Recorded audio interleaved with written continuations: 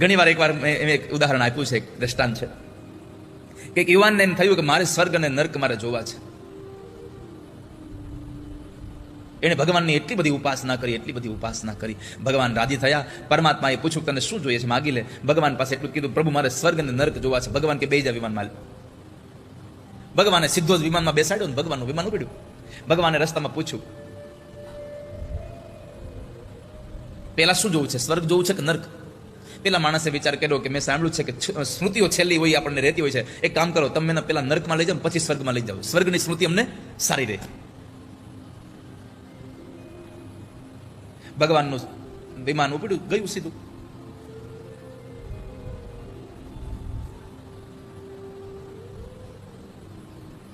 નર્કમાં ગયું.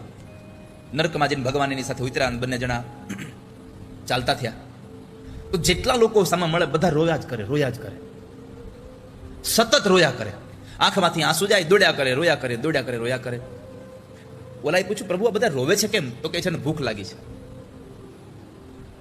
બંને જણા ભગવાન અને પેલો યુવાન વાતો કરતા નર્કમાં ચાલ્યા જતા. તમે જુઓ તો નર્કમાં લાગે નહીં નરક જેવું છો. સુગંધિત પુષ્પના એટલા બધા બગીચાઓ, એટલી સરસ બધી વ્યવસ્થાઓ, સ્ટ્રીટ લાઇટો હતી હારી, બેસવાના એવા સરસ બાકડાઓ હતા. કોઈને લાગે જ નહીં આ નર્ક છે, એટલું સરસ આમ વાતાવરણ. પણ બધા રોયા કરે. એમાં બરાબર ભોજનાલયનો મોટો એક ખંડ આવ્યો, જ્યાં મોટા મોટા તપેલાઓની અંદર સરસ મજાના પકવાન બનતા હતા. ઘણા બધા પકવાન બનાવીને ગોઠવાઈ ગયા હતા.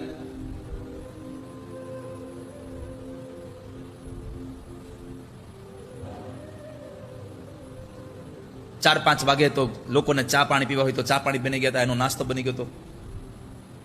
સરસ મજાના વડાપાવ મૂક્યા હતા. ગઈકાલે, આજે નહીં.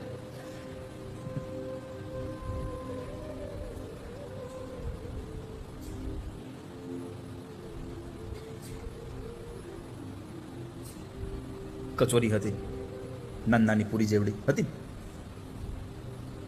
હું નથી ગયો પણ મને ખબર હતી. ખાખરા હતા, લાલા ટોસ હતા.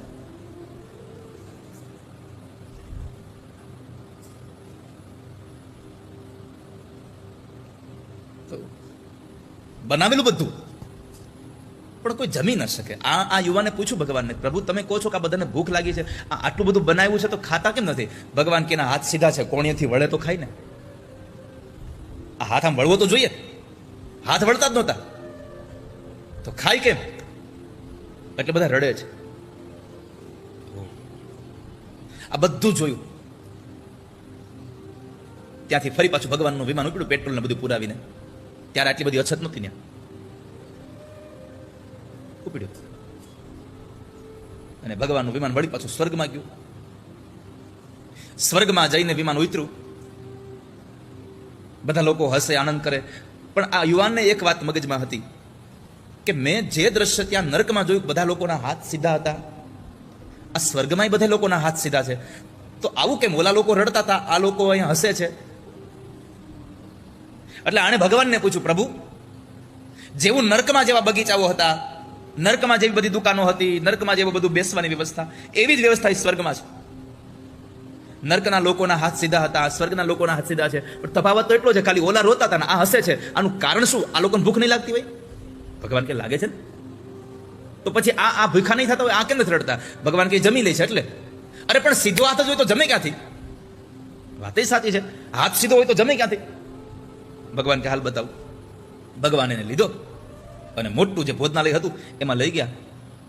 એમાં બધા લોકો જમતા હતા.